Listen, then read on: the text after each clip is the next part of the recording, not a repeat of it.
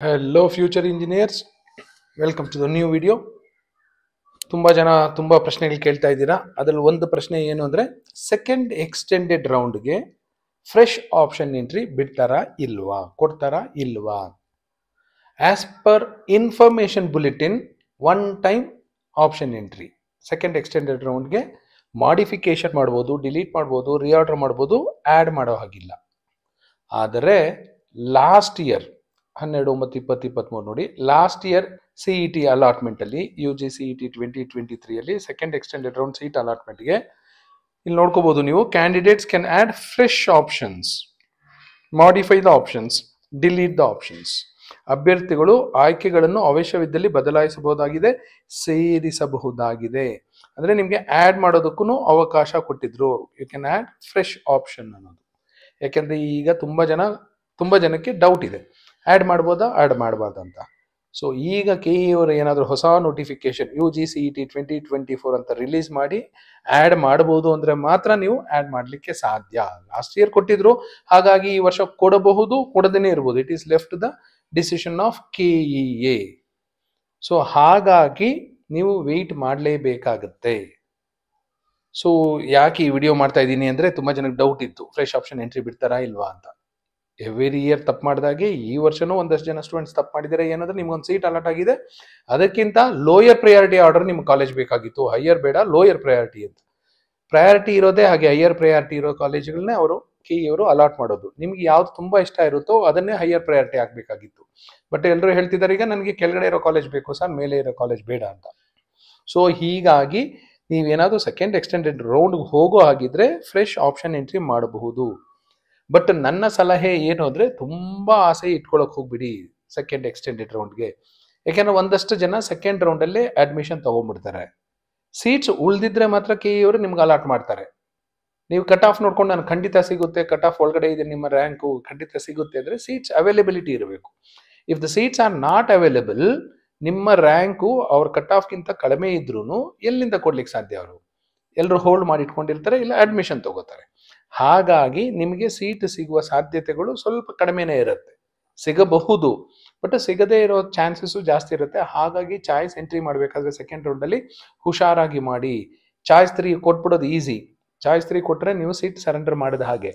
Seat surrender ಮಾಡಿದ್ಮೇಲೆ next round ಅಲ್ಲಿ ನಿಮ್ಗೆ ಇಷ್ಟ ಆಗುವಂತ ಸೀಟ್ ಸಿಗುತ್ತಾ ಇಲ್ಲ ಗೊತ್ತಿಲ್ಲ. ಯಾಕೆ ಅಂದ್ರೆ ಸೆಕೆಂಡ್ ಎಕ್ಸ್ಟೆಂಡೆಡ್ ರೌಂಡ್ ಅಲ್ಲಿ ನಿಮ್ಗೆ ಸೀಟ್ ಸಿಕ್ಕರೆ ಖಂಡಿತ ನೀವು ಹೋಗಿ ಅಡ್ಮಿಟ್ ಆಗಲೇಬೇಕು.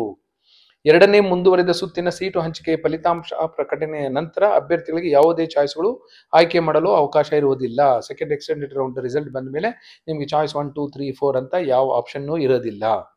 ಅಭ್ಯರ್ಥಿಗಳು ಕಡ್ಡಾಯವಾಗಿ ಹಂಚಿಕೆಯಾದ ಸೀಟಿಗೆ ಪ್ರವೇಶವನ್ನು ಪಡೆಯಬೇಕು. ಆದ್ದರಿಂದ ಅಭ್ಯರ್ಥಿಗಳು ಮತ್ತು ಪೋಷಕರು ತಮಗೆ ಇಷ್ಟವಿರುವ ಕಾಲೇಜುಗಳನ್ನು ಮಾತ್ರ ದಾಖಲಿಸಬೇಕು. ಸೆಕೆಂಡ್ ಎಕ್ಸ್ಟೆಂಡೆಡ್ ರೌಂಡ್ಗೆ ಏನಾದರೂ ನೀವು ಹೋಗ್ತಾ ಇದ್ರೆ ನಿಮ್ಗೆ ಯಾವ ಕಾಲೇಜಸ್ ಇಷ್ಟ ಇದೆಯೋ, ನಿಮ್ಗೆ ಅಲಾಟ್ ಆದ್ರೆ ಆ ಲಿಸ್ಟ್ ಅಲ್ಲಿ ಯಾವುದೇ ಕಾಲೇಜ್ ಅಲಾಟ್ ಆದ್ರೂ ನೀವು ಹೋಗಿ ಅಡ್ಮಿಷನ್ ತಗೋಬೇಕು. ಅಂತ ಕಾಲೇಜಸ್ ಮಾತ್ರ ಆಪ್ಷನ್ ಎಂಟ್ರಿಯಲ್ಲಿ ಮಾಡಬೇಕಾಗುತ್ತೆ.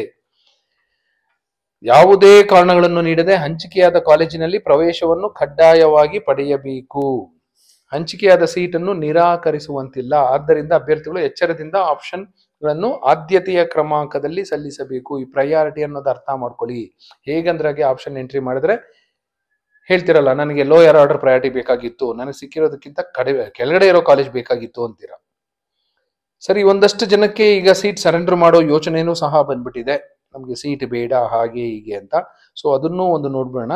ನೆಕ್ಸ್ಟ್ ನಿಮ್ಗೆ ರಿಲೀಸ್ ಮಾಡ್ತಾರೆ. ಸೆಕೆಂಡ್ ರೌಂಡ್ ರಿಯಲ್ ಅಲಾಟ್ಮೆಂಟ್ ಆದ ಮೇಲೆ ನೋಟಿಫಿಕೇಶನ್ ಇಲ್ಲಿ ಇದೇ ತರ ಇನ್ನೊಂದು ನೋಟಿಫಿಕೇಶನ್ ಬರುತ್ತೆ.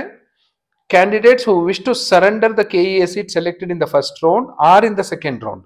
ಫಸ್ಟ್ ರೌಂಡ್ ಅಲ್ಲಿ ನೀವು ಸೆಲೆಕ್ಟ್ ಮಾಡ್ಕೊಂಡಿರೋದು ಇಲ್ಲ ಸೆಕೆಂಡ್ ರೌಂಡ್ ಅಲ್ಲಿ ಸೆಲೆಕ್ಟ್ ಮಾಡ್ಕೊಂಡಿರೋದು ಕ್ಯಾನ್ಸಲ್ ಮಾಡ್ಕೋಬೇಕು. ಅಂದರೆ ಯಾವಾಗ ಕ್ಯಾನ್ಸಲ್ ಮಾಡ್ಕೋಬೇಕು ಅಂದ್ರೆ before the option entry of the second extended round.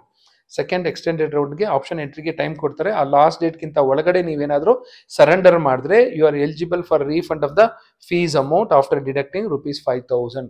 5,000 ಮಾತ್ರ ಅವ್ರ ಪೆನಾಲ್ಟಿ ಅಂತ ಇಟ್ಕೊಂಡು ಉಳಿದಿರುವ ನೀವು ಕಟ್ಟಿರುವ ಫೀಸ್ನ ರಿಟರ್ನ್ ಮಾಡ್ತಾರೆ, ರೀಫಂಡ್ ಮಾಡ್ತಾರೆ. ಯಾವಾಗ ನೀವು ಸರೆಂಡರ್ ಮಾಡಬೇಕು? ಸೆಕೆಂಡ್ ಎಕ್ಸ್ಟೆಂಡೆಡ್ ರೌಂಡ್ಗಿಂತ ಮೊದಲೇ.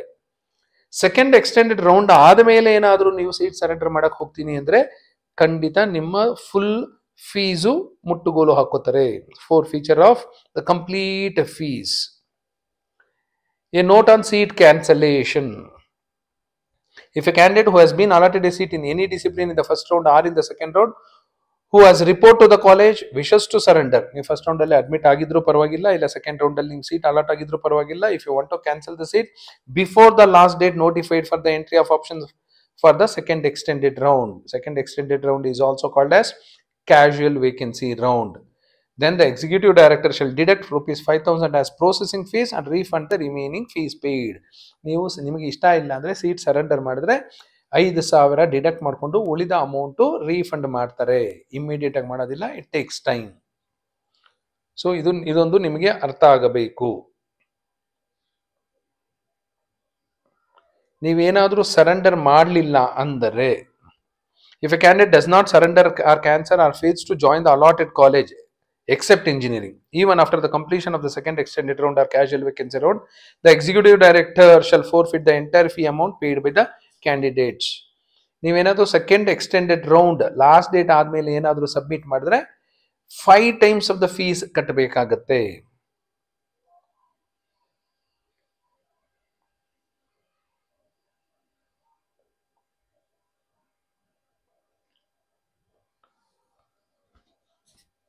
If a candidate who has been allotted a seat in any discipline in the engineering college, ನಿಮಗೆ ಯಾವುದೋ ಕೋರ್ಸು ಯಾವುದೋ ಇಂಜಿನಿಯರಿಂಗ್ ಕಾಲೇಜಲ್ಲಿ ಅಲಾಟ್ ಆಗಿರಲಿ, surrenders the seat after the completion of the respective casual vacancy round, fees prescribed by the government and penalty of 5 times of the fee has to be paid by all the category candidates to KEA.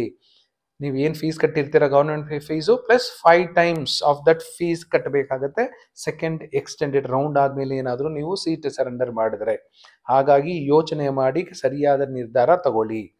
So that's about the engineering courses seat surrender and also whether you can do fresh option entry for the second extended round or not. So ನಾನು ಹೇಳ್ತಾ ಇರೋದು second extended round ಅಲ್ಲ, ಏನಾದರೂ key notification ಕೊಟ್ಟರೆ ಮಾತ್ರ ನೀವು you can add fresh option entry ಮಾಡಬಹುದು. ಇಲ್ಲ ಅಂದರೆ you can only modify. Usually ಕೊಡ್ತಾರೆ. So this time also we will expect a notification from KEA indicating that candidates can add fresh option ಅಂತ ಏನಾದರೂ ಬಂದರೆ ನಿಮಗೆ ಅನುಕೂಲ ಆಗುತ್ತೆ. So that's about engineering. ಇದು ನೀಟ್ಗೆ ಸಂಬಂಧಪಟ್ಟಿದ್ದಲ್ಲ. Thank you. All the best.